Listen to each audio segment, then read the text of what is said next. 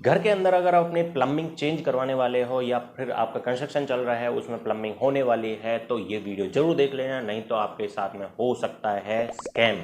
सही जानकारी नहीं होगी तो ऑब्वियस ही बात है आपके साथ में दिक्कत परेशानी होने वाली है। तो इसमें आपको सही जानकारी किस चीज़ की मिलेगी, पाइप कौन सा लगवाना चाहिए, किस तरीके से लगवाना चाहिए और कौन सा पाइप कहाँ फिक्स करवाना चाहिए। तो नमस्कार दोस्तों, मेरा नाम है पंकज और आप देख रहे हैं इंटीरियर होम एक्सपर्ट।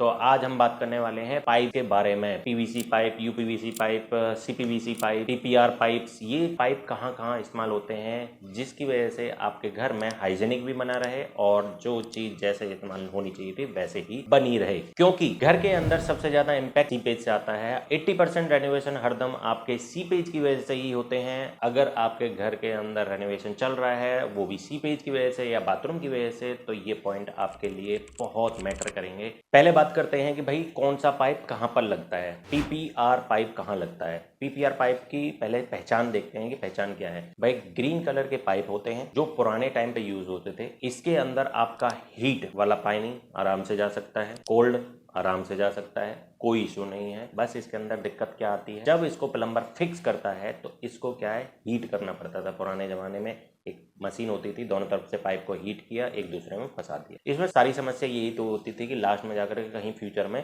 इसमें लीकेज हो जाती थी, तो इसको मार्केट से हटा दिया गया। इसके अगेंस्ट में आया सीपीवीसी पाइप और यूपीवीसी पाइप। तो अब आपको इन दोनों में से लगाना कौन सा चाहिए और कहाँ लगाना चाहिए, तो बात करते हैं सबसे पहले यूपीवीसी के ऊपर। तो भाई यूपीवीसी की पहचान क्या है। सीपीवीसी पाइप और यूपीवीसी पाइप दोनों बिल्कुल सेम दिखाई देते हैं, बस इसके ऊपर आप ध्यान से देखोगे तो इसके ऊपर मार्क होता है ब्लू का और रेड का। सीपीवीसी पाइप है जो उसमें रेड मार्क होगा जिसमें से हॉट वाटर जा सकता, मतलब गीजर का पानी उसके अंदर से जा सकता है। यूपीवीसी होगा उस पे ब्लू कलर का मार्क होगा।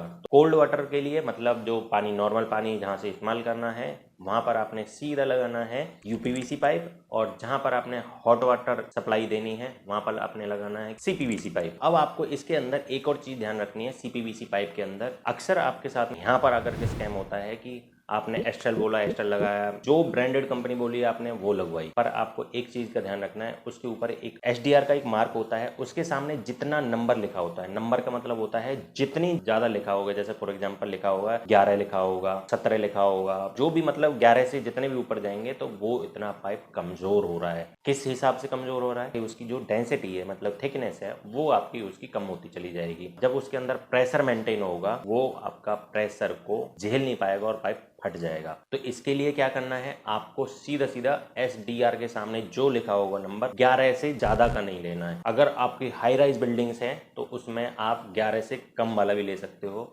इसमें और ज़्यादा हाई प्रेशर मेंटेन कर सकते हैं। किसी भी ब्रांड के साथ में जाओगे तो ये मेंशन जरूर होगा उसके ऊपर, और ये मेंशन नहीं है तो वो ब्रांडेड नहीं है। अगर मैं बात करूं सीपीवीसी के अंदर कितनी डिग्री का हॉट वाटर उसके अंदर चल सकता है, 90 to 95, 100 डिग्री का आप उसके अंदर चलाओगे मेल्ट होने के चांसेस हैं। वैसे तो कंपनी बोलती है 100 डिग्री भी चला सकते हो, पर लेकिन नहीं चलाना है। ट्राई करो कि आपके गीजर को उसी हिसाब से मैनेज करके चलो। पाइप्स की बात हो गई तो अब सॉल्वेंट की बात करते हैं। भाई सॉल्वेंट कौन सा कंपनी का लगाना चाहिए। अगर आप एस्ट्रल का ले रहे हो तो एस्ट्रल का ही सॉल्वेंट लेना, इससे बाउंड अच्छा बनता है, लीकेज के चांसेस कम हो जाते हैं। अगर कंपनी चेंज करके लगाओगे तो हो सकता है कि आपके यहाँ पर दिक्कत परेशानी हो जाए। ये मेरा एक्सपीरियंस है, पर लेकिन मैं आपको ये नहीं कह रहा कि 100% यही काम करवाना है। बहुत सारी मार्केट में ऐसी कंपनियां हैं जो कि लगा सकते हैं, पर ट्राई करिए कि सेम कंपनी का मिल जाए तो बेटर रहेगा, क्योंकि जहाँ से आप सुप्रीम का पाइप ले रहे हो तो वहाँ से सुप्रीम का आपको सॉल्वेंट भी मिल सकता है। पीवीसी पाइप्स के लिए ट्रांसपेरेंट वाला जो होता है वो ही लगाना है आपने, और यूपीवीसी और सीपीवीसी वाले पाइप्स हैं उनके साथ में हरदम येलो कलर का जो आता है वो लगाना है। इन दोनों को अपोजिट मत कर देना, क्योंकि अगर आपने अपोजिट कर दिया तो ये इसके अंदर अच्छे बाउंड नहीं बनेंगे और आपके ये थोड़ा सा प्रेशर मेंटेन होते ही खराब हो जाएंगे।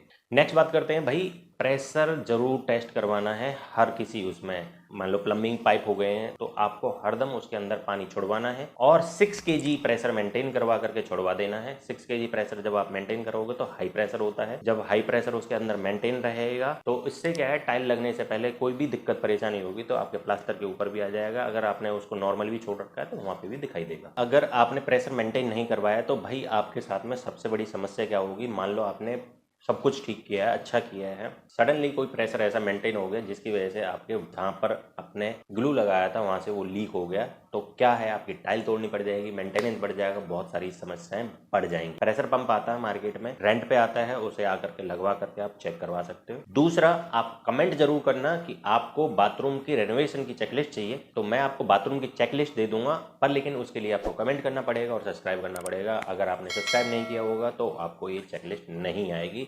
सब्सक्राइब कर लेना, बाथरूम चेकलिस्ट ऐसे कमेंट करना होगा तो मैं आपको भेज दूंगा। थैंक यू, सब्सक्राइब करते रहना। धन्यवाद, नमस्कार।